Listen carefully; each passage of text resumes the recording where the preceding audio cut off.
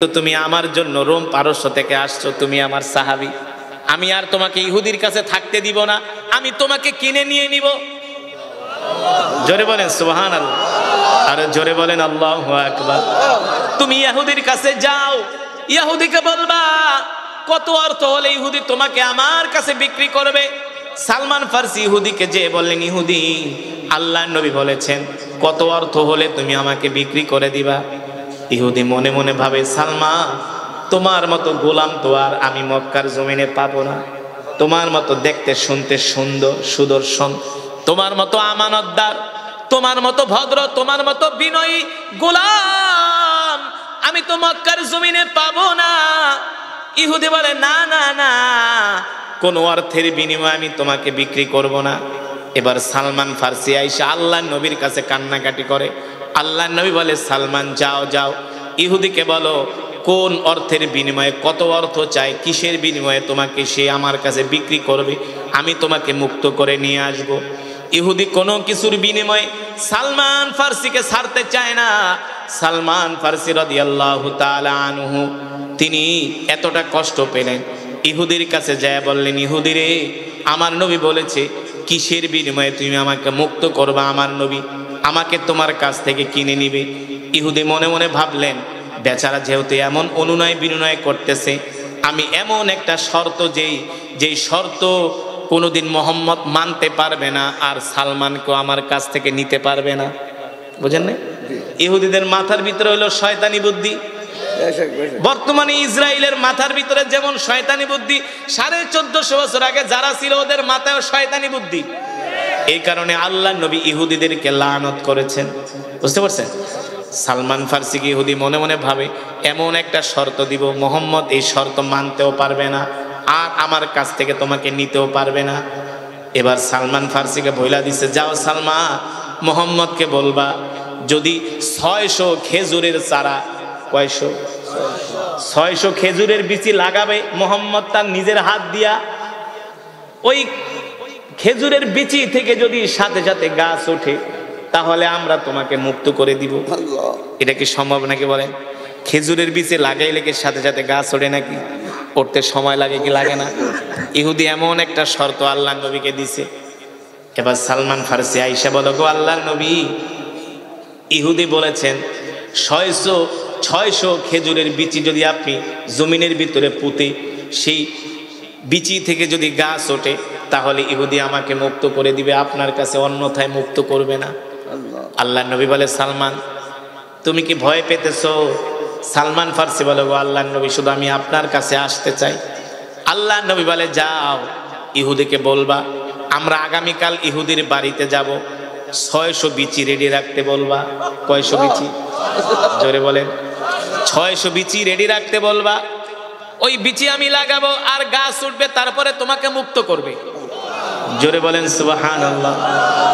সালমান ফার্সি যে ইহুদিকে বলতেছে, ইহুদি রে, আল্লাহর নবী বলেছে তুমি 600 খেজুরের বিচি রেডি রাখবা, আগামীকাল আল্লাহর নবী আসবে, আগামীকাল আল্লাহর নবী এসে নিজের হাত দিয়া খেজুরের বিচি লাগাবে।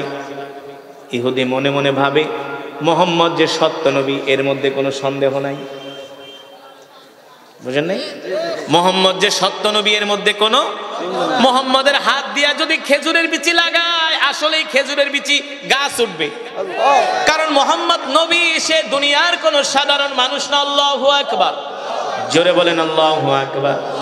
মক্কার মানুষরা আল্লাহর নবীর বিরোধিতা করত, কিন্তু তারা জানতো মোহাম্মদ হলো আল্লাহর নবী, মোহাম্মদ হলো ভালো মানুষ, তার মতো এত ভালো মানুষ মক্কার জমিনে একজনও নাই। ঠিক কিনা বলেন? যেই কাফেররা আল্লাহর নবীকে দিনের বেলা গালি দিত, রাত্রবেলা তারা আবার নবীর কোরআন শুনতে যাইতো, জানেন না? দিনের বেলা আল্লাহর নবীর বিরুদ্ধে তারা মিছিল করত, মিটিং করত, মোহাম্মদকে এই করব সেই করব। আবার আল্লাহর নবী যখন রাত গভীরে বাইতুল্লাহ শরীফে কোরআন পড়তেন, মক্কার কাফেরেরা আল্লাহর নবীর কোরআন শোনার জন্য চলে আসতো। সুবহানাল্লাহ বলেন। আল্লাহর নবীকে মক্কার কাফেরেরা দিনের বেলা গালি দিত, ঠিক কিনা বলেন? রাত্রবেলা আবার আল্লাহর নবীর কোরআন শোনার জন্য বাইতুল্লাহর আশেপাশে ভিড় জমাতো, ঠিক না? মক্কার কাফেররা জানতো আল্লাহর নবী হলেন শেষ নবী, তিনি হলেন রাহমাতুল লিল আলামিন। এই কারণেই তো মক্কার কাফেররা আমার নবীকে আল আমিন উপাধি দিয়েছিল, ঠিক কিনা বলে? ঠিক না? ইহুদি জানতো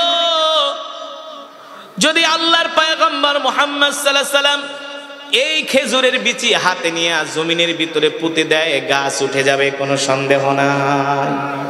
তার মানে ইহুদি রাসূলের সাহাবী সালমান ফারসিকে কোনোভাবেই হাতছাড়া করতে চায় না। তিনি কি করলেন? চালাকি করে দুষ্ট ইহুদি ওই খেজুরের বিচিগুলো আগুন দিয়ে পোড়ায় ফেললেন। ওই খেজুরের বিচিগুলো, দুষ্ট ইহুদি খেজুরের বিচিগুলো আগুন দিয়ে পুড়িয়ে ফেললেন।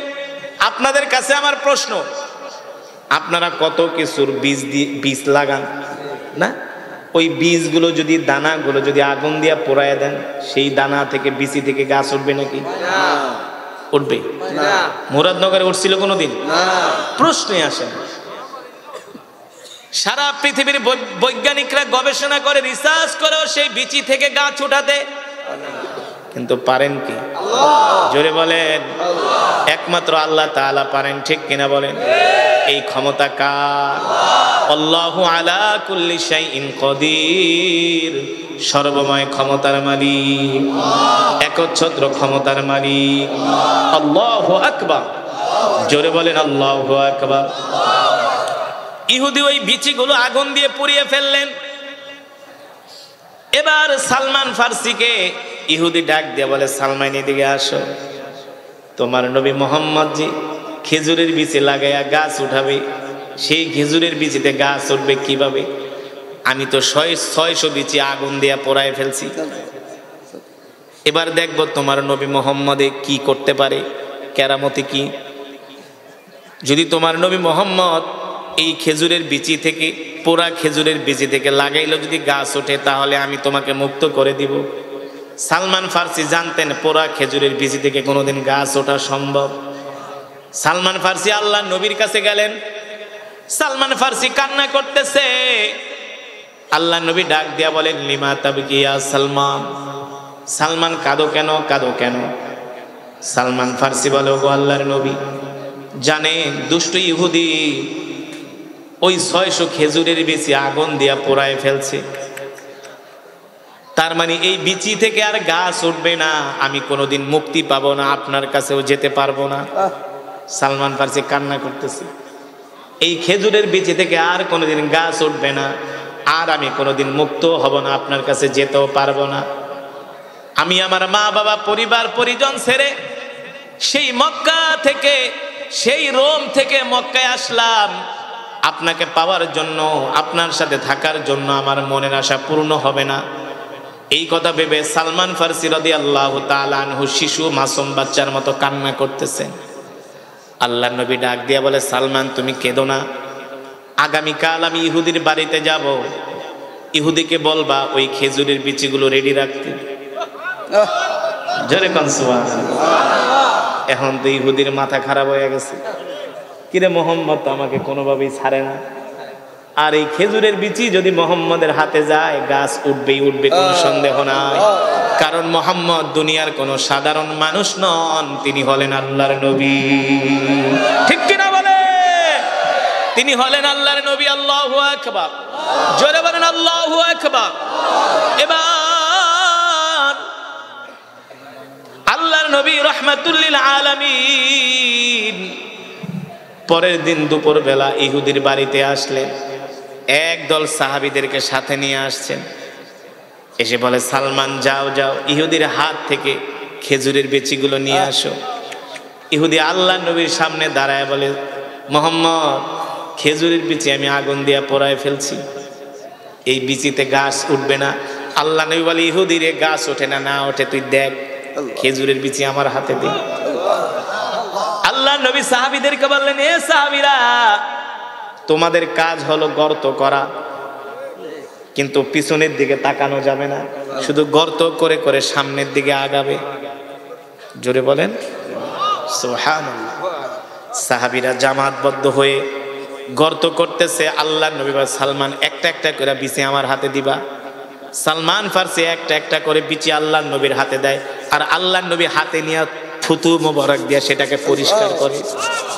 আল্লাহ নবীর বরকতি থুতু দিয়া পরিষ্কার করে করে ওই গর্তের ভিতরে ঢুকায়। বলে তাকানো নিষেধ, সবাই সামনের দিকে তাকাবা। এক দিক দিয়ে খেজুরের বিচে লাগায় যায়, লাগাতে লাগাতে যখন অপর প্রান্তে যায়, আল্লাহ নবী ইহুদিকে ডাক দিয়ে বলে, ইহুদি রে, এবার পিছনের দিকে তাকায় দেখো। ইহুদি পিছনের দিকে তাকায়, দেখে প্রত্যেকটা বিচি থেকে নতুন নতুন খেজুরের চারা গজিয়েছে। জোরে বলেন আল্লাহু আকবার, আরে জোরে বলেন আল্লাহু আকবার। আল্লাহ নবী ডাক দিয়ে বলে, ইহুদি, এই ইহুদি, এবার আমার সালমানকে আমার কাছে মুক্ত করে দাও। আল্লাহু আকবার। সালমান ফার্সি বলে, ইহুদি, আমি আল্লাহ নবীর সাথে চলে গেলাম। ইহুদি বলে, এ সালমান, তোমাকে আমার কাছে রাখার জন্য এত চেষ্টা করলাম, এত ফোন দিয়ে আঁকলাম, কোনো লাভ হলো না। আল্লাহ নবীকে ডাক দিয়ে বলে, মুহাম্মদ, তুমি যে আল্লাহর নবী এটা আমি আগেই জানতাম। খেজুরের বিচি পোড়া হোক আর ভালো হোক, তোমার হাতে গেলে বিচি উঠবেই। আল্লাহু আকবার। মুহাম্মদ, তোমাকে কষ্ট দিছি, এই জন্য তুমি আমাকে ক্ষমা করে দিও। আল্লাহু আকবার। ও নবী, তুমি আমাকে ক্ষমা করে দিও। মুহাম্মদ, আমি তোমার গোলামকে রাখার জন্য কত চেষ্টা করছি, আসলে আমি রাখতে চাইলে কি হবে, এই গোলাম তো আর আমার না, এই গোলাম তো আর আমার পাগল না, এই গোলাম তো হলো তোমার পাগল। ঠিক কিনা বলেন? এই নবীর পাগল কেন আমরা হব না? যেই নবী হলেন রহমাতুল লিল আলামিন। আল্লাহু আকবার। যেই নবীর থুতু মোবারকের কারণে লবণাক্ত পানি মিষ্ট হয়ে যায়। ঠিক কিনা বলেন? রাসূলের সাহাবীরা বদরের প্রান্তরে গেলেন, যুদ্ধের জন্য প্রস্তুতি নিচ্ছেন, যুদ্ধ করার জন্য পানি দরকার। সাহাবীরা যেখানে তাবু গাড়লেন সেখানে একটা পানির কূপ আছে। সাহাবীরা একটু পানি পান করে দেখলেন এই পানিটা লবণাক্ত। বদরের কথা বলতেছি, এই কূপ এখনো বদরের প্রান্তরে আছে। সাহাবীরা এসে বললেন, ওগো আল্লাহর নবী, আমাদের কাফেলার কাছে, তাবুর কাছে একটা পানির কূপ আছে, কিন্তু ওই পানির কূপগুলো হলো লবণাক্ত, তিতা, এই পানিগুলো মুখে নেওয়া যায় না। আল্লাহর নবী বলল, চলো, আমাকে সাথে নিয়ে চলো। সাহাবীরা আল্লাহর নবীকে সাথে নিয়ে আসলেন। আল্লাহ নবী রহমাতুল লিল আলামিন একটু থুতু মোবারক কূপের ভিতরে ফেললেন, সাথে সাথে তিতো পানি আল্লাহর কুদরতে মিষ্টি হয়ে গেল। শুধু এখানেই শেষ না রে মুসলমান, তোমার আমার নবী, কলিজার টুকরা নবী, বিশ্ব নবী কেমন নবী ছিলেন? আল্লাহর নবীর বয়স যখন 12 বছর, চাচা আবু তালিবের সাথে মক্কা থেকে ব্যবসা করার জন্য তিনি ওই যে সিরিয়ার রাজধানী দামেস্কে যাবেন, সিরিয়ার রাজধানী দামেস্কের দিকে রওনা হয়েছে। জর্দানের সীমান্তবর্তী এলাকায় যাওয়ার পরে আল্লাহর নবী অসুস্থ হয়ে গেছে, ছোট মানুষ। আল্লাহর নবীর বয়স 12 বছর। আল্লাহর নবী ডাক দিয়া বলে, চাচা, প্রচন্ড মরুভূমির উত্তপ্ত বালু আর উপরে সূর্যের আলোতে গরমে আমি অসুস্থ হয়ে গেছি, আমাকে একটা গাছের নিচে নিয়ে বসান। চাচা আবু তালিব ডাক দিয়া বলে, ভাতিজারে, কোন জায়গায় তোমাকে আরাম করাবো? সব জায়গায় তো মরুভূমি আর মরুভূমি, কোনো গাছ দেখা যায় না। চাচা আবু তালিব বলে, ভাতিজা মুহাম্মদ, একটা মৃত গাছ দেখা যায়। আল্লাহর নবী বলে, চাচা, আমাকে সেই মৃত গাছের নিচে নিয়ে বসান। ইতিহাস সাক্ষী, আজও পর্যন্ত ইতিহাস সাক্ষী দেয়, আল্লাহর নবীকে চাচা আবু তালিব ওই মৃত গাছের নিচে নিয়ে বসানোর সাথে সাথে আল্লাহর নবীর বরকতে মৃত গাছটার সাথে সাথে জীবিত হয়ে গেছে। ঠিক কিনা বলে? ওই মৃত গাছ জীবিত হয়ে গেছে, সেই গাছকে বলা হয় সাহাবী গাছ। আজও পর্যন্ত সেই জর্দানের সীমান্তবর্তী এলাকায় ওই গাছটা আছে। এখনো কোটি কোটি মানুষ ওই গাছ দেখতে যায়। ওই গাছকে আল্লাহর নবীর বরকতে আল্লাহ তাআলা মৃত গাছ জীবিত করে দিয়েছেন। সেই গাছ কিয়ামত পর্যন্ত অক্ষত থাকবে। ঠিক কিনা বলেন? আল্লাহর নবীর উপরে অকাথ্য নির্যাতন হয়েছে, জুলুম হয়েছে, অত্যাচার হয়েছে। আল্লাহর নবী কোরআনের তেলাওয়াত বন্ধ করে দেয় নাই। ঠিক কিনা বলেন? আমরাও সেই বিশ্ব নবীর শিষ্য। আমরা দুনিয়ার জমিনে যতদিন বেঁচে থাকবো আল্লাহর কোরআনের পক্ষে বেঁচে থাকবো। ঠিক কিনা বলেন? কেউ আমাদেরকে হুমকি দামকি দিয়া কোরআনের পথ থেকে দূরে সরাতে পারবে না। পারবে? কেউ আমাদেরকে হুমকি ধামকি দিয়া কোরআনের পথ থেকে দূরে সরাতে পারবে না। আমরা দেখেছি বিগত সরকারগুলোতে কোরআনের মাহফিল করতে হলে পুলিশের থেকে অনুমতি আনতে হতো। ঠিক কিনা বলেন? এখন কোন কোরআনের মাহফিল করলে অনুমতি আনতে হয় না। কেন আনতে হবে? জমিন যার, কোরআনের কথা চলবে তার। কিসের আবার অনুমতি? ঠিক কিনা বলেন? পুলিশের থেকে কেন কোরআনের কথা বলতে অনুমতি আনতে হবে? এই দেশ, এই পৃথিবী তো সৃষ্টি করেছেন আমার আল্লাহ। ঠিক কিনা বলেন? ও মুসলমান, যুগে যুগে যারা কোরআনের বিরুদ্ধে শক্ত অবস্থান নিয়েছে, আল্লাহ তাআলা তাদেরকে ধ্বংস করে দিয়েছেন। ঠিক কিনা বলেন? এই পৃথিবীর মালিক দুনিয়ার কোনো মানুষ নয়, এই রাজত্বের মালিক দুনিয়ার কোনো মানুষ নয়, এই পৃথিবীর মালিক কে? কোরআনে আছে কি আছে না? কুলিল্লাহুম্মা মালিকাল মুলকি তুতিল মুলকা মান তাশা ওয়া তানজিউল মুলকা মিম্মান তাশা ওয়া তুইজ্জু মান তাশা ওয়া তুযিল্লু মান তাশা বিয়াদিকাল খায়র ইন্নাকা আলা কুল্লি শাইইন কাদির। আল্লাহ রাব্বুল আলামিন বলেন, নবী, এই মুলকের মালিক হলাম আমি আল্লাহ, এই রাজত্বের মালিক হলাম আমি আল্লাহ। আমি আল্লাহ যাকে ইচ্ছা ক্ষমতা দান করি, যার থেকে ইচ্ছা ক্ষমতা আমি কেড়ে নেই। ঠিক কিনা বলেন? যাকে ইচ্ছা আমি 24 তলায় রাখি, আবার কাউকে ইচ্ছা আমি গাছতলায় রাখি। এ পাতি নেতারা, তোমরা যারা ক্ষমতা পাইলে আর কিছু চোখে মুখে দেখো না, এমন আছে কি আছে না? কিছু পাতি নেতা আছে না, ক্ষমতা পাইলে ওদের আর হুঁশ থাকে না। এ পাতি নেতারা, ক্ষমতার মালিক তোমরা না, ক্ষমতার মালিক জোরে বলে। তারা তো বলেও ছিল আমরা 41 সাল পর্যন্ত ক্ষমতায় থাকবো। কথা কেনা বলছিল কি বলছিল না? আমি কোরআনের কথা বলছি, আমি কোরআন দিয়া বুঝাইতেছি। কোন দলের বিরোধিতা করা আমার উদ্দেশ্য না, যেটা হক কথা সেটা আমি বলতেছি। তারা বলেছিল 41 সাল পর্যন্ত ক্ষমতায় থাকবো, আরো কিছু পাতি নেতা বলছিল আজীবন ক্ষমতায় থাকবো। কিন্তু আমরা তাদেরকে ইনিয়ে বিনিয়ে বোঝানোর চেষ্টা করেছি, ক্ষমতার মালিক তোমরা নয়, ক্ষমতার মালিক হলেন আল্লাহ। আর ফেরাউনও তো 450 বছর পরে আর ক্ষমতায় থাকতে পারে নাই। পারছে নাকি? ওই ফেরাউনের কোনো অস্তিত্ব নাই, ওই ফেরাউনের অস্তিত্ব আল্লাহ বিলীন করে দিয়েছেন। ঠিক কিনা বলেন? তাহলে ক্ষমতার মালিক জোরে বলেন কে? সেই আল্লাহ তাআলা আমার নবীকে ডাক দিয়া বলছেন, নবী, আসমান যার আইন চলবে তার, জমিন যার বিধান চলবে তার। আলা লাহুল খালকু ওয়াল আমরু তাবারাকাল্লাহু রাব্বুল আলামিন। আপনি মক্কার কাফেরদেরকে ভয় পাবেন না।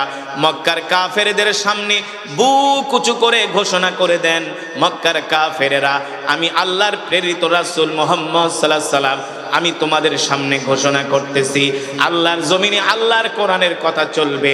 এই কোরআনের কথা বন্ধ করার কারো বাবার ক্ষমতা নাই। ঠিক কিনা বলে? ও মুসলমান, এই কোরআনের জন্য রাসূলের কত সাহাবীরা জীবন দিয়েছেন। ঠিক কিনা বলেন?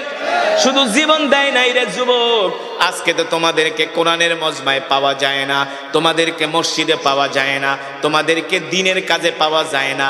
2-3 ঘন্টার লেগা 2-3 ঘন্টার জন্য ওয়াজ মাহফিলে আসার পরে তোমরা হতাশ হয়ে যাও, পেরেশান হয়ে যাও, কখন তোমরা বাড়িতে যাবা? ও যুবক, ও বন্ধু, জানো না এই কোরআনের জন্য রাসূলের সাহাবীরা জিহাদের ময়দানে জীবন দিয়েছেন, স্ত্রীকে বিধবা করেছেন, সন্তানকে এতিম করেছেন। করেছে কি করেছে না? রাসূলের এমন একজন সাহাবী যার নাম হলো সালমান ফারসি। নাম কি? জোরে বলেন, নাম কি? যারা মদিনা শরীফে গেছেন, আল্লাহ রাসূলের রওজা শরীফের উপরে একটা আয়াত লেখা আছে, ইয়া আইয়ুহাল্লাযীনা আমানু লা তারফাউ আসওয়াতাকুম ফাওকা সাওতিন নবী। যারা মদিনা শরীফে গেছেন, আল্লাহ রাসূলের রওজা শরীফের উপরে আয়াতটা লেখা আছে একেবারে গেটের উপরে। এই আয়াতটা যখন নাজিল হয়, এ মুমিনরা, ইমানদাররা, সাবধান, তোমরা তোমাদের নবীর সামনে উঁচু গলায় কথা বলবা না, যাতে করে তোমাদের নবীর কথার চেয়ে তোমাদের কথার আওয়াজ বেশি না হয়। সুবহানাল্লাহ বলেন। আল্লাহ তাআলা তার হাবিবকে কতটা ভালোবাসেন, আল্লাহ তাআলা তার হাবিবকে কতটা মহব্বত করেন।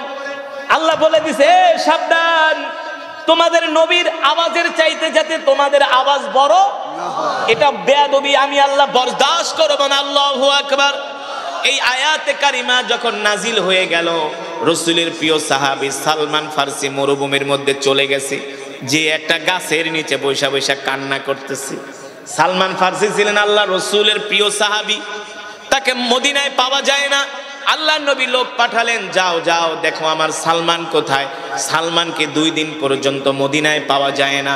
সাহাবীরা খুঁজতে খুঁজতে দেখা গেল সালমান ফার্সি মরুভূমির মধ্যে একটা গাছের নিচে বৈশা বৈশা কান্না করতেছে। সাহাবীরা প্রশ্ন করলেন, সালমান তুমি কাঁদো কেন? সালমান ফার্সি বলে, ভাই আমার গলার আওয়াজ তো এমনি বেশি, আমি আস্তে কথা বললেও জোরে শোনা যায়। আছেন এমন কিছু মানুষ, আস্তে কথা বললেও জোরে শোনা যায়, নরমাল কথা বললেও মনে হয় রাগ করছে। সালমান ফার্সির গলার আওয়াজ ছিল উঁচু, সে আস্তে কথা বললেও জোরে শোনা যেত। সালমান ফার্সি বলে, শোনো, আমি যদি আল্লাহ রসুলের সামনে কথা বলি, রসুলের কথার চাইতে যদি আমার গলার আওয়াজ বড় হয়ে যায়, এটা তো আল্লাহ বরদাস্ত করবে না। আমি কিভাবে আল্লাহ নবীর সামনে যাব? আল্লাহু আকবার। কেমন ছিলেন রসুলের সাহাবীরা, কেমন ছিলেন রসুলের সাহাবীরা? আমি কিভাবে আল্লাহ রসুলের সামনে যাব, কথা বলবো? আমার তো এত বড় সাহস নাই। আল্লাহু আকবার। ও মুসলমান, যেই সালমান ফার্সির কথা বলছিলাম, যুবক রে, তুমি আর দেখতে খুব সুন্দর, তুমি আর দেখতে কতটা সুদর্শন, তোমার চেয়ে আরো কোটি গুণে সুদর্শন ছিলেন, সুন্দর ছিলেন রসুলের সাহাবী সালমান ফার্সি। সুবহানাল্লাহ বলেন। যার বয়স হয়েছিল 250 বছর। কত বছর? এই যুবক, কত বছর? তোমরা মাত্র 50-60 বছর বয়স পাও, এতেই তোমাদের তাড়না এলাকার মানুষ টিকতে পারে না, ঠিক কিনা বলেন? তোমাদের উৎপাতে মানুষ সমাজে বাঁচতে পারে না। আছে কি আছে না? কিছু যুবক নিজেকে একেবারে চির যৌবন মনে করে, মনে হয় সে কোনোদিন বৃদ্ধ হবে না। তার চলাফেরায় কথাবার্তায় অহংকার আর অহংকার। মা বাবার কথা শোনে না, মুরব্বীদের কথা শোনে না। আছে কি আছে না? সারাদিন শুধু বিড়ি খায় আর গাঁজা খায়, সিগারেট খায় আর বাইক নিয়ে ঘোরে। কথা কেনা? সারাদিন শুধু মহিলাদের সাথে কথা বলে, নিষেধ করলেও কাউকে শোনে না। এ যুবক, তোমার বয়স কয় বছর? 50 বছর কিংবা 60 বছর, 70 বছর, এর চাইতে আর। কিন্তু রসুলের সাহাবী সালমান ফার্সি, যার বয়স হয়েছিল 250 বছর। কত বছর? দেখতেও ছিলেন সুদর্শন, সুন্দর। শুধু সুদর্শন না, এত সুন্দর ছিলেন, এত সুন্দর ছিলেন সালমান ফার্সি, মানুষ দেখলে যার চেহারার দিকে তাকায় থাকে। সালমান ফার্সির বাবা ছিলেন রোম পারস্যের মধ্যে একজন মিলিনিয়ার, অঢেল সম্পত্তির মালিক ছিলেন সালমান ফার্সির বাবা। এই সালমান ফার্সির বয়স 250 বছর। 250 বছরে তিনি 3টা ধর্ম পালন করেছেন। 50 বছর পালন করেছেন খ্রিস্ট ধর্ম, 50 বছর পালন করেছেন ইহুদি ধর্ম, আর 50 বছর পালন করেছেন মূর্তি পূজা। তাহলে কয়টা ধর্ম হলো? 3টা। 3 ধর্ম কয় বছর? 150। কত বছর? 3টা ধর্ম 150 বছর পালন করছে রে যুবক। মজা লাগে না? তার ভালো লাগে না? একদিন সালমান ফার্সির বাবা বলে, বাবারে যাও তুমি আমার ব্যবসাটা দেখে আসো। সালমান ফার্সি বলেন, আমি ঘর থেকে বের হলাম আমার বাবার ব্যবসা দেখার জন্য। আমি যখন রাস্তা দিয়ে হাঁটতে লাগলাম, দেখি কিছু খ্রিস্টানরা গির্জার মধ্যে বসে তারা ইনজিল শরীফের তেলাওয়াত করতেছে। কি তেলাওয়াত করতেছে? ইনজিল। কি? ইনজিল শরীফ, যেটাকে খ্রিস্টানদের কিতাবে বলা হয় বাইবেল। কি? এই ইনজিল শরীফ কিছু খ্রিস্টানরা তেলাওয়াত করতেছে। ইনজিল তো আল্লাহ তাআলার আসমানি কিতাবের মধ্যে একটা, বুঝেন নাই? তাওরাত, জবুর, ইনজিল, এই আসমানি কিতাবের মধ্যে একটা হলো ইনজিল শরীফ। খ্রিস্টানরা বসে বসে ইনজিল পড়তেছে। সালমান ফার্সি কিছুক্ষণ বসে ইনজিলের তেলাওয়াত শুনছে। সালমান ফার্সি বলে, আমার কাছে খুব ভালো লেগেছে ইনজিল শরীফের তেলাওয়াত। আমি মাঝে মাঝে ওই পাদ্রীর কাছে যাই আর ইনজিল শরীফের তেলাওয়াত শুনি। হঠাৎ করে আমি একদিন পাদ্রীকে প্রশ্ন করলাম, পাদ্রী সত্যি করে বলো, তুমি যে ইনজিল পড়ো, ইনজিলের তেলাওয়াত তো আমার কাছে ভালোই লাগে, কিন্তু সত্যি করে বলো এর চাইতে আরো উত্তম কোন ধর্ম আছে কিনা, এর চাইতে আরো সুন্দর কোন ধর্ম আছে কিনা? সালমান ফার্সিকে খ্রিস্টান পাদ্রী বলে, সালমান এই কথা যদি আমি বলি তাহলে আমার কল্লা থাকবে না, খ্রিস্টানরা আমার গর্দান উড়িয়ে দিবে, খ্রিস্টানরা আমাকে মেরে ফেলবে। সালমান, এই কথা আমি বলতে পারবো না। সালমান ফার্সি বলে, শোনো, তুমি আমার কাছে সত্যটা বলো, এর চাইতে আরো সুন্দর কোন ধর্ম আছে কিনা? পাদ্রী বলে, সালমান আমি তোমাকে একটা গোপন কথা বলে যাই, এই কথা আমি ছাড়া তুমি আর কাউকে বলবা না। সালমান শোনো, তুমি যদি সত্য ধর্মের সন্ধান পেতে চাও, রোম পারস্যে তুমি সত্য ধর্মের সন্ধান পাবা না। যদি সত্য ধর্মের সন্ধান পেতে চাও, তাহলে তুমি রোম পারস্য থেকে হিজরত করে মক্কায় চলে যাও। কোথায়? মক্কায় যাওয়া তো এত সোজা কথা না রে যুবক। এ যুবক, তোমাদেরকে তো 3 দিনের জন্য দাওয়াত ও তাবলীগে ডাকলেই পাওয়া যায় না, ঠিক কিনা বলেন? দাওয়াত ও তাবলীগে যদি বলি ভাই চলেন 3 দিনের জন্য তাবলীগে চলেন, আমি 3 দিনের জন্য তাবলীগে গেলে আমার ছেলে মেয়েকে কে দেখবে, আমার স্ত্রীকে কে দেখবে? বলে কি বলে না? আমি 2018 সনে মালয়েশিয়াতে এক প্রোগ্রামে গেছিলাম।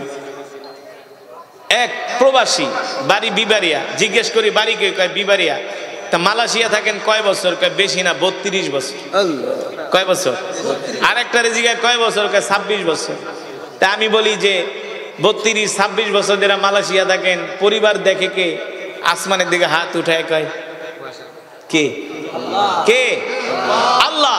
তো 32 বছর যারা বিদেশে থাকলে যদি তোমার পরিবার আল্লাহ দেখতে পারে, 3 দিন 40 দিনের জন্য তাবলীগে গেলে কি আল্লাহ দেখতে পারে না? দেখতে পারে না? 3 দিনের জন্য যাবে না, ঠিক কিনা বলেন? আবার কিছু দুষ্ট আছে, তাবলীগের লোকদেরকে দেখলে সোজা যায় বাথরুমে পালায়। বউরা কয় আমার কথা জিগাইলেও কবি না, কবি বাড়িতে নাই, ঠিক কিনা বলেন? যুবক, তোমাদেরকে 3 দিনের জন্য দাওয়াত ও তাবলীগে পাওয়া যায় না, 40 দিন তো দূরের কথা। কিন্তু রাসূলের সাহাবী সালমান ফারসিকে পাদ্রী বলতেছেন, সালমান, তুমি যদি সত্য ধর্ম পেতে চাও, তাহলে তুমি তোমার মাতৃভূমি রোম পারস্য ত্যাগ করে তুমি মক্কায় চলে যাও। ওই মক্কায় একজন শেষ নবীর আবির্ভাব ঘটেছে, যার নাম হলো মুহাম্মদ ইবনে আব্দুল্লাহ। সুবহানাল্লাহ বলেন। নাম কি? যার নাম হলো মুহাম্মদ ইবনে আব্দুল্লাহ। তার উপরে আসমানি কিতাব আল্লাহ তাআলা একটা কোরআন নাজিল করছে। জোরে বলেন সুবহানাল্লাহ। তার উপরে আল্লাহ তাআলা কোরআন নাজিল করছে। তিনি হলেন নবী, তারপরে আর কোন নবী আসবে না। এ সালমান, তুমি যদি মক্কায় যেতে পারো আর যদি ওই নবীর সন্ধান পেয়ে যাও, দেরি করবা না, দেরি করবা না, ওই নবীর হাতে হাত রেখে কালেমা পড়ে মুসলমান হয়ে যাবে। আল্লাহু আকবার। এবার সালমান ফারসি এই কথা শুনে বাড়িতে আসলো। পাদ্রী বলে দিছে, সালমান, তুমি যে মক্কায় যাবা, ওই নবীকে চেনার 3টা আলামত আছে। কয়টা আলামত? আরো জোরে বলেন, কয়টা? ওই নবীকে চেনার 3টা আলামত আছে। 1 নম্বরে তুমি তাকে পরীক্ষা করবা কিছু সৎকার মাল দিয়া। যদি সৎকার মাল খায় তাহলে বুঝবা সে সত্য নবী না, যদি হাদিয়া খায় তাহলে বুঝবা সে সত্য নবী। আর 3 নম্বরে তার ডান বাহুর মধ্যে আল্লাহ তাআলা একটা খতমে নবুয়তের সিল, একটা মোহর অঙ্কিত করে দিয়েছেন। আল্লাহু আকবার। মা কানা মুহাম্মাদুন আবা আহাদিম মির রিজালিকুম ওয়ালাকিন রাসূলুল্লাহি ওয়া খাতামান নাবিয়্যিন। এই নবীর পরে আর কোন নবীর আগমন এই পৃথিবীতে হবে না। আমার নবীর পরে যদি কেউ নবী দাবি করে, সে হলো কাফের। কথা বলে নাকি? সে কি? আরো জোরে বলেন। যদি তাকে কেউ কাফের মনে না করে, সেও কাফের। যদি কাকে কেউ সমর্থন করে, সেও কাফের, ঠিক কিনা বলেন? আমার নবী হলেন রহমাতুল লিল আলামিন, যেই নবীর কথা আল্লাহ কোরআনে বলেছেন, ওয়ামা আরসালনাকা ইল্লা রাহমাতাল লিল আলামিন। ও নবী, আপনি হলেন রহমতের সাগর, আপনি হলেন রহমতের সাগর, বরকতের সাগর। আপনার পরে এই পৃথিবীতে আর কোন নবীর আগমন ঘটবে না। আমি আল্লাহ আপনাকে রহমত করে দুনিয়াতে পাঠিয়েছি। ওই পাদ্রী বলে দিলেন, সালমান, এই 3টা আলামত দেখলে বুঝবা সে সত্য নবী, তার হাতে হাত রেখে কালেমা পড়ে মুসলমান হয়ে যাবা। কিন্তু সালমান, তুমি যে রোম পারস্য থেকে মক্কায় যাবা, কিভাবে যাবা? সরাসরি রোম পারস্য থেকে মক্কায় যেতে পারবা না। যদি তোমাকে মক্কায় যেতে হয়, তাহলে তুমি সিরিয়ার রাজধানী দামেস্কে চলে যাও। কোথায়? বর্তমানে যে সিরিয়া মুজাহিদরা দখল করেছে, জানেন না? বাশার আল আসাদ, আরেক স্বৈর শাসক হারামজাদা। 65 বছর, কয় বছর? বাবা আর ছেলে 65 বছর তারা মুসলমানদের উপর অত্যাচার করেছে। এই বাশার আল আসাদ, ওর কোনো চরিত্র নাই, এমন কোন খারাপ কাজ নাই যে বাশার আল আসাদ করে নাই। এই বাশার আল আসাদ স্বৈর শাসক কি ক্ষমতায় টিকতে পেরেছে? পারে নাই।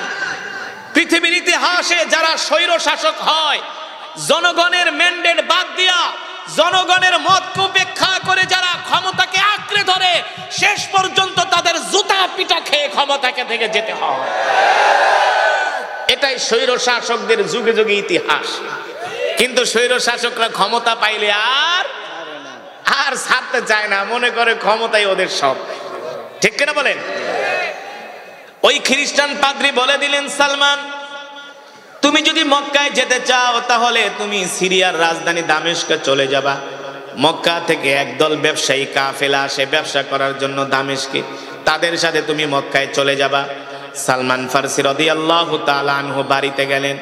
যাওয়ার পরে তার মা বাবাকে ডাক দিলেন, ও মা বাবা, আমি আপনাদেরকে বলতে চাই আমি আর রোম পারস্যে থাকবো না, আপনাদের সাথে থাকবো না। কেন? আমি মক্কায় চলে যাব। কেন বাবা তুমি মক্কায় চলে যাবা? সালমান ফারসি বলে, মা ওই মক্কায় একজন নবীর আবির্ভাব ঘটেছে যার নাম হলো মুহাম্মদ ইবনে আব্দুল্লাহ। আমি ওই নবীর হাতে হাত রেখে কালেমা পড়ে মুসলমান হয়ে যাব। আল্লাহু আকবার। সালমান ফারসির মা বাবা বলে, বাবারে তুমি আমাদের একমাত্র সন্তান, তুমি আমাদেরকে ছেলে সেই মক্কায় চলে যাবা, আমাদের জন্য কি তোমার মায়া লাগবে না? আমরা তো তোমাকে ছাড়া থাকতে পারবো না। বাবা তুমি এমন সিদ্ধান্ত নিও না, আমাদেরকে ছেড়ে তুমি মক্কায় যেও না। সালমান ফারসি বলে, মা তোমরা যেমন আমাকে ছাড়া থাকতে পারবা না, বাঁচতে পারবা না, আমিও সেই নবী রহমাতুল লিল আলামিনকে ছাড়া বাঁচতে পারবো না। জোরে বলেন সুবহানাল্লাহ। আল্লাহর নবীকে জীবনের চেয়ে ভালোবাসা, এটাও ঈমানের আলামত। ঠিক কিনা বলেন? সালমান ফারসি বলে, মা তোমরা যেমন আমাকে ছাড়া থাকতে পারবা না, আমিও বিশ্ব নবীকে ছাড়া বাঁচতে পারবো না। এবার সালমান ফারসি যখন বের হয়ে চলে আসবে, তার মা বাবা আসতে দেয় না, অনেক দিন পর্যন্ত তাকে বন্দি করে রেখেছে। সালমান ফারসি হঠাৎ করে একদিন ছাড়া পেয়ে তিনি সেই রোম পারস্য থেকে সিরিয়ার রাজধানী দামেস্কে চলে আসছে। সিরিয়ার রাজধানী দামেস্কে এসে সালমান ফারসি রাদিয়াল্লাহু তাআলা আনহু জিজ্ঞেস করে, এ দামেস্কবাসীরা, মক্কা থেকে কি একদল ব্যবসায়ী কাফেলা আসছে নাকি তোমাদের দেশে ব্যবসা করার জন্য? বলে, হ্যাঁ। তুমি কোত্থেকে আসছো? বলে, আমি রোম পারস্য থেকে আসছি। কোথায় যাবা? বলে, আমি মক্কায় যাব। যদি মক্কায় যেতে চাও, ওখানে আছে মক্কার একদল ব্যবসায়ী কাফেলা, তাদের সাথে যে যোগাযোগ করো। সালমান ফারসি ওই ব্যবসায়ী কাফেলার সাথে গেলেন, যে যোগাযোগ করলেন, বললেন আমি তোমাদের সাথে মক্কায় যাব। ব্যবসায়ী কাফেলার যিনি সর্দার ছিলেন তিনি ছিলেন ইয়াহুদি। তিনি জিজ্ঞেস করলেন, যুবক দেখতে শুনতে তো তুমি অনেক সুন্দর, তোমাকে দেখলে মনে হয় তুমি কোনো অভিজাত ফ্যামিলির ছেলে। অভিজাত ফ্যামিলির ছেলে, তোমার চেহারার মধ্যে একটা আভিজাত্যের ছাপ, তোমার পোশাক আশাকের মধ্যে একটা আভিজাত্যের ছাপ, দেখলে মনে হয় তুমি উঁচু বংশের কোন লোক। কেন তুমি এত আরামের জিন্দেগি বাদ দিয়া মক্কায় যাবা? বলে, শোনো, মক্কায় নাকি একজন নবীর আবির্ভাব ঘটেছে যার নাম হলো মুহাম্মদ ইবনে আব্দুল্লাহ। সুবহানাল্লাহ বলে। এই কথা শোনার পরে ইহুদি মনে মনে ভাবে, বুঝছি তুমি মুহাম্মদ ইবনে আব্দুল্লাহর প্রেমে পাগল হয়ে গেছো, তোমাকে আমাদের দরকার। তোমাকে দেখলে মনে হয় তুমি উঁচু বংশের, তোমার কাছে অর্থবিত্ত আছে। এবার ওই ইহুদি বলে, তুমি যদি আমাদের সাথে মক্কায় যেতে চাও তাহলে আমাদেরকে তোমাকে মোটা অঙ্কের একটা উপঢৌকন দিতে হবে, তাহলে আমরা সাথে করে তোমাকে মক্কায় নিয়ে যাব। সালমান ফারসি বলে, ভাই মোটা অঙ্কের উপঢৌকন না, যা চাও তাই দেয়া হবে। আমার সাথে যত অর্থবিত্ত আছে সব তোমাদেরকে দিয়ে দিব, তারপর আমাকে মক্কায় নিয়ে চলো। ওই কাফেলার যিনি সর্দার ছিলেন, রে যুবক ভালো করে চিন্তা করো, কত কষ্ট করেছেন রাসূলের সাহাবী সালমান ফারসি। দ্বীনের জন্য, ইসলামের জন্য কত ত্যাগ স্বীকার করেছেন। নিজের মাতৃভূমি ছেড়েছেন, নিজের মা ছেড়েছেন, বাবা ছেড়েছেন, পরিবার ছেড়েছেন, একমাত্র ইসলামের জন্য, দ্বীনের জন্য। ঠিক কিনা বলেন? আর আমরা ইসলামের জন্য কি করতেছি? আমাদের কন্ট্রিবিউশনটা কি? আমাদের কি কোরবানি? দ্বীনের জন্য আমরা কতটুকুন ত্যাগ স্বীকার করি? ঠিক মতো তো আমরা নামাজই পড়ি না, কথা বলে না। ঠিক মতো তো আমরা রোজাই রাখি না, আল্লাহর বিধানগুলোই মানি না। কিন্তু রাসূলের সাহাবী সালমান ফারসি রাদিয়াল্লাহু তাআলা আনহু বলে, ভাই আমাকে সাথে করে মক্কায় নিয়ে যাও, তোমরা যা চাও তোমাদেরকে তাই দেওয়া হবে, তারপরও সাথে করে আমাকে মক্কায় নিয়ে যাও। এবার ওই কাফেলার যিনি দলনেতা ছিলেন তিনি সালমান ফার্সির থেকে সব অর্থগুলো নিয়ে গেলেন। নিয়ে যাওয়ার পরে কাফেলার লোকদেরকে বললেন, শোনো, কিছু তোমরা বলবা না। এই যুবককে দেখতে মনে হয় সম্ভ্রান্ত পরিবারের সন্তান, ওর থেকে আমরা মোটা অঙ্কের অর্থ নিয়েছি। শুধু এখানেই শেষ নয়, আমরা মক্কায় নিয়ে ওকে মোটা অঙ্কে মানুষের কাছে বিক্রি করে দিব। কারণ দেখতে শুনতে সুন্দর, সুঠাম দেহের অধিকারী, এমন গোলাম বাজারে চাহিদা বেশি। হ্যাঁ, এমন গোলাম বাজারে চাহিদা বেশি, ওকে আমরা মক্কার বাজারে নিয়ে গোলাম হিসাবে বিক্রি করে দিব।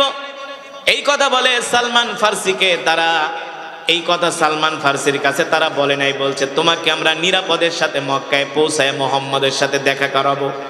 কিন্তু তার কাফেলার লোকজনদেরকে বলছে, তোমরা ভুলেও বলবো না যে সালমানকে আমরা বিক্রি করব। এবার সালমান ফার্সিকে সাথে নিয়ে তারা দামেস্ক থেকে মক্কার উদ্দেশ্যে রওনা হয়। প্রায় 1 মাসের মতো জার্নি করে তারা মক্কায় পৌঁছায়। মক্কায় পৌঁছানোর পরে সালমান ফার্সির হাত পা গুলো তারা রশি দিয়ে বেঁধে ফেলে। সালমান ফার্সি বলে, ভাই, তোমাদের সাথে তো আমার এটা চুক্তি ছিল না, তোমাদের সাথে আমার চুক্তি ছিল তোমরা আমাকে মক্কায় এনে নবী মুহাম্মদ সাল্লাল্লাহু আলাইহি সাল্লামের কাছে আমাকে তোমরা নিরাপদে পৌঁছে দিবা। ওই কাফেলার সরদার বলে, বেটা, মুহাম্মদ হলো আমাদের দুশমন, আমাদের বাপ দাদার দুশমন। বলেন নাউজুবিল্লাহ। ওই মুহাম্মদের কাছে তুমি আসছো, তুমি কি ভেবেছো আমরা তোমার সাথে ভালো আচরণ করব? কখনো তোমার সাথে আমরা ভালো আচরণ করব না। আমরা তোমাকে মুহাম্মদের কাছে যেতে দিব না। আমরা তোমাকে বাজারে নিয়ে মোটা অঙ্কে গোলাম হিসাবে বিক্রি করে দিব।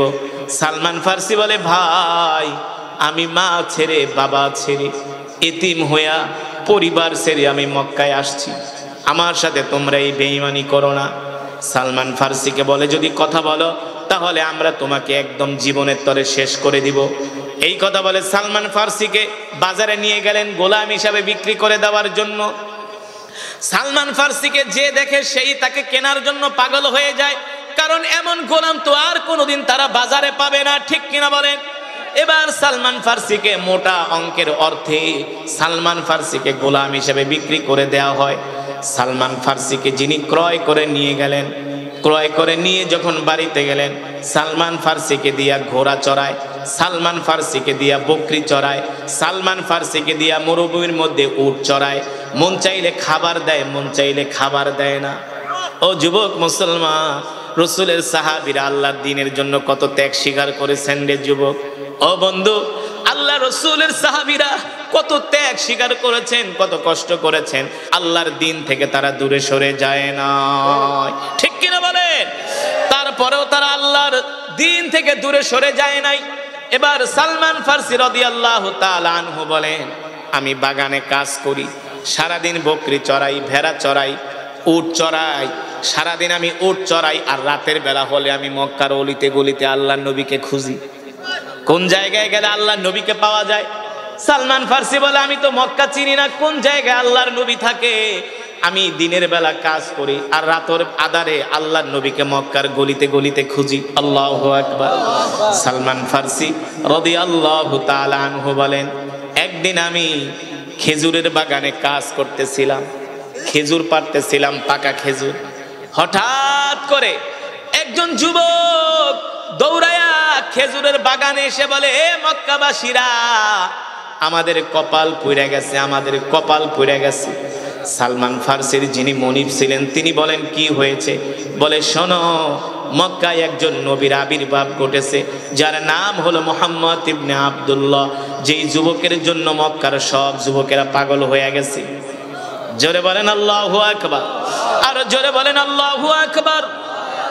এই কথা শোনার পরে সালমান ফার্সি বলে, আমি বাগানের মধ্যে খেজুর পাড়তেছিলাম, গাছের মাথায় ছিলাম। আল্লাহ নবীর কথা শোনার পরে আমি এক লাফে গাছ থেকে নেমে গেলাম।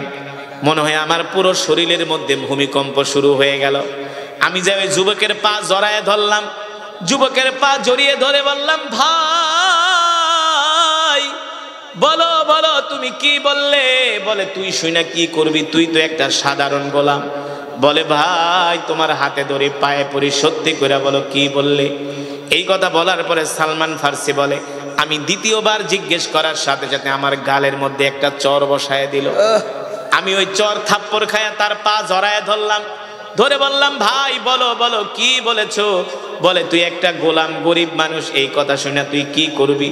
সালমান ফারসি রাদিয়াল্লাহু তাআলা আনহু বলে ভাই গো, আমি তো এই নবীকে পাওয়ার জন্যই সেই রোম পারস্য থেকে আসছি।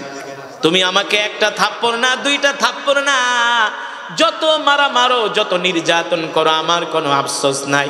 তারপরেও বলো কলিজার টুকরা নবী কোথায় আছে? বাগানের মালিকের মায়া লেগে গেছে, হায় রে ছেলেটা রোম পারস্য থেকে আসছে, অনেক ভালো মানুষ, ভদ্র মানুষ, আমানতদার, ঠিক আছে বলো। এবার যুবক ডাক দিয়ে বলে শোনো, ওখানে একটা পাহাড় আছে জাবালে আবু কোবাইস, ওই পাহাড়ের নিচে মোহাম্মদ তার অনুসারীদেরকে বৈশা বৈশা কোরআন শোনায়। যদি দেখা করতে যাও তাহলে ওই পাহাড়ের কাছে চলে যাও। আল্লাহু আকবার। সালমান ফারসি বলে এই কথা শোনার পরে আমি এত কষ্ট করে রোম পারস্য থেকে সফর করে আসছি, আমি আমার সব দুঃখ ভুলে গেছি। আমি আমার পাড়া খেজুর নিয়ে আল্লাহ নবীর কাছে গেছি। আমি প্রতিদিন কাজ করার পরে আমাকে আমার মালিক কিছু খেজুর দেয়, সেই খেজুরগুলো আমি জমিয়ে রেখে আল্লাহ নবীর জন্য নিয়ে গেলাম। আল্লাহ নবীকে প্রথম দিন দেখার পরে আমার কলিজা ঠান্ডা হয়ে গেছে। সালমান ফারসি বলে আমি আল্লাহ নবীর ঘরে ঢুকলাম, ঢুইকা আল্লাহ নবীকে বললাম আপনার জন্য আমি খেজুরগুলো সদকা এনেছি। আল্লাহ নবী খেজুরগুলো হাতে নিয়ে মুস্কি হাসি দিয়া বলে আমার জন্য সদকা খাওয়া হারাম। ওই যে পাদ্রী বইলা দিছে ওই নবী যে সত্য নবী, কারণ এই জামানে অনেক নবী নিজেকে নবী দাবি করবে। সত্য নবীকে চিনতে হলে তিনটা আলামত আছে। কয়টা? এক নম্বরে তিনি সদকার মাল খাবে না, দুই নম্বরে তিনি হাদিয়া খাবে, তিন নম্বরে তার ডান বাহুর মধ্যে আল্লাহ খতমে নবুয়াতের একটা সিল মেরে দিয়েছেন, যাকে বলা হয় মোহরে খতমে নবুয়াত। সালমান ফারসি বলেন আমি প্রথম দিন কিছু খেজুর নিয়ে হাদিয়া দিলাম। আমাকে আল্লাহ নবী বললেন আমি নবী, আমার জন্য এই সদকার মাল খাওয়া হারাম, আমি সদকা খাই না। সালমান ফারসি বলেন এক নাম্বার আলামত আমি পায়ে গেছি। আবার 3 দিন পরে আমি আল্লাহর নবীর জন্য কিছু খেজুর নিয়ে গেলাম, যে বললাম ওগো নবীজি আমি আপনার জন্য এই খেজুরগুলো হাদিয়া এনেছি। সুবহানাল্লাহ বলেন। কি এনেছি? আরো জোরে বলেন। হাদিয়া। 2 নম্বরে আমি আপনার জন্য এই খেজুরগুলো হাদিয়া এনেছি। আল্লাহ নবী বললেন লাকা সাদাকা, লাকা সাদাকা, তোমাদের জন্য সাদাকা খাওয়া তোমাদের জন্য জায়েজ, আর আমার জন্য সদকা খাওয়া হারাম। লাকা সাদাকা, তোমাদের জন্য সদকা খাওয়া জায়েজ আর আমার জন্য সদকা খাওয়া হারাম। কিন্তু এটা হলো হাদিয়া, এটা আমার জন্য জায়েজ। সুবহানাল্লাহ বলেন।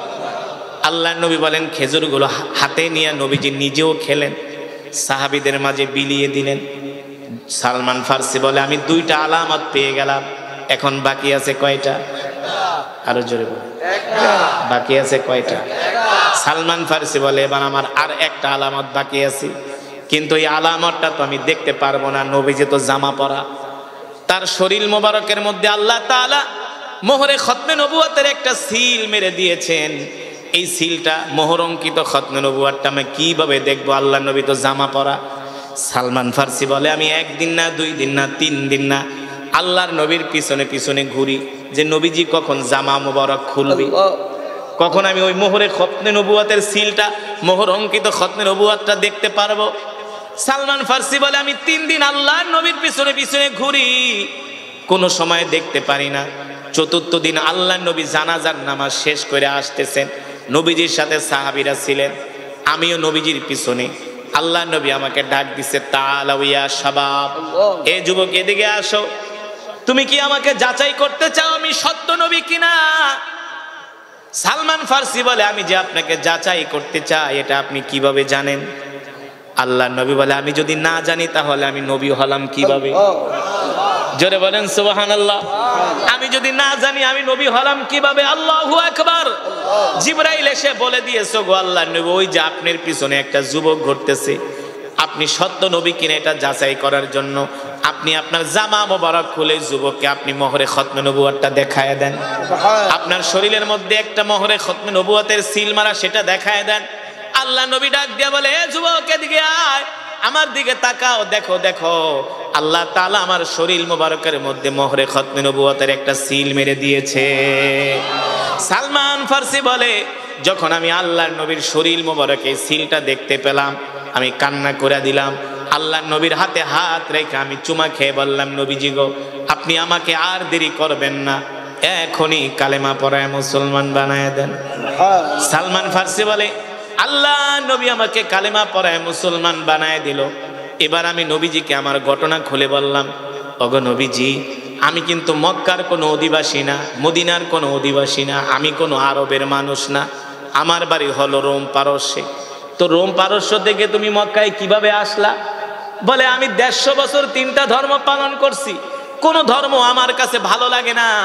আমি একজন খ্রিস্টান পাদ্রীর মুখে শুনেছি শেষ জামানায় একজন নবীর আবির্ভাব ঘটবে, যার নাম হবে মুহাম্মদ ইবনে আব্দুল্লাহ। জোরে বলেন সুবহানাল্লাহ। যার নাম হবে মুহাম্মদ ইবনে আব্দুল্লাহ। ওগো নবীজি, আমি আপনার নাম শুনে আর দেরি করি নাই। আমি রোম পারস্য থেকে অনেক কষ্ট করে সফর করে, দিনের পর দিন, রাতের পর রাত আমি সফর করে আমি মক্কায় এসেছি। আমি যেই কাফেলার সাথে এসেছি, ওরা আমার সব অর্থবিত্তগুলো নিয়ে গেছে। শুধু আমার সব অর্থবিত্তগুলো নেয় নাই, ওরা আমাকে বেঈমানি করে বাজারে নিয়ে গোলাম হিসাবে বিক্রি করে দিছে। অথচ আমি এসেছিলাম আপনার কাছে থাকার জন্য। এই কথা শোনার পরে আল্লাহর নবী অনেক কষ্ট পেলেন। আল্লাহর নবী বললেন, সালমান যাও, তুমি ইহুদির কাছে যাও, যায়া বলো ইহুদি তোমাকে কি শর্তে আমার কাছে বিক্রি করবে। মুসলমান শুধু এখানেই শেষ নয়, আল্লাহর নবী যখন রাস্তা দিয়ে হাঁটে, আল্লাহর নবীকে আকাশের মেঘমালা ছায়া দেয়, আল্লাহর নবীকে পাথর পর্যন্ত সালাম দেয়, আল্লাহর নবীকে গাছ পর্যন্ত সালাম দেয়। আল্লাহর নবীর হাতের আঙ্গুলের ইশারায় আকাশের চাঁদ দ্বিখণ্ডিত হয়ে গিয়েছে। ঠিক কিনা বলেন? আমরা সেই নবীর উম্মত, খুশি নাকি বেজার? জোরে বলি, খুশি নাকি বেজার? তাহলে আমরা জীবনে যতদিন বাঁচবো সেই নবীর সুন্নত গুলো আমরা মানব। রাজি আছেন? নবীজির সুন্নত কি? আফসুস সালাম। এক মুসলমান আর এক মুসলমানকে সালাম দিব। ঠিক কিনা বলেন? ওয়া আতইমুত তুআম, আমরা ক্ষুধার্তদেরকে খাওয়াবো। লিনুল কালাম, আমরা এক মুসলমান আর এক মুসলমানের সাথে নরম ভাষায় কথা বলবো। কি ভাষায়? নরম ভাষায়। বর্তমানে আমাদের সমাজ থেকে সালামের প্রচলন উঠে গেছে। আমরা এখন মুসলমানকে সালাম দেই না। কিন্তু যদি সামনে নির্বাচন হয়, দেখবেন সালাম কারে কয়, কাডার আকাডা নাই। বুঝছেন তো? আমি গত 5 বছর আগে একটা মাহফিলে যাচ্ছি সিলেটে। এক হোটেলে খাবার খাইতে আছে, 10 জন যুবক ঢুকছে হোটেলের ভিতরে। ঢুকেই আমাদেরকে সালাম আর সালাম। আমি বললাম, এইদিকে আসো, ভালোই তো সালাম শিখছো, সবাই রে পাইকারি দরে সালাম দিতেছো, খাইতে আছে। অনেকে বাথরুমে যাবে, অনেকে দাঁড়ায় বিড়ি খায়, ব্যাপার কি? হুজুর, আমরা তো আসলে অত কিছু বুঝি না। আমাদের এলাকায় আর 15 দিন পর নির্বাচন। 15 দিন পরে কি? জোরে বলেন। আমাদের এলাকায় আর 15 দিন পরে নির্বাচন।